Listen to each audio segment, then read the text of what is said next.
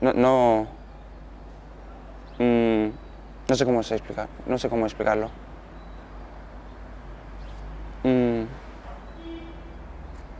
No sé cómo explicarlo. Estuve en el campo Auschwitz en el año 2006 y en campo Birkenau també. Bueno, el primer que ens vam trobar va ser camp, bueno, això més a Birkenau que a Auschwitz pròpiament, però, o sigui, eren tot d'edificis on hi havia carrerons i sobretot hi havia moltes valles electrificades, moltes, amb molts cartells d'aquests de perill de mort.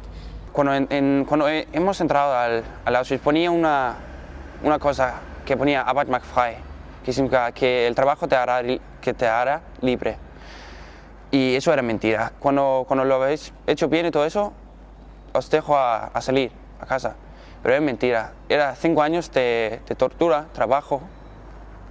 Hasta la muerte. Hasta la muerte. Había gente muriendo pero porque han trabajado de fuerza, de hambre.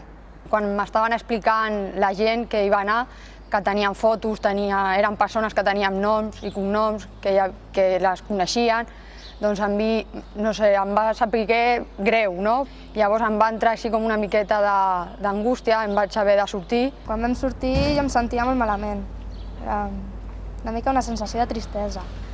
Jo no sabia res, a mi em deien que anava a un camp de concentració i jo no sabia què era això, i poder si es fes més història sobre aquesta època a les escoles i als instituts es sabrien més coses.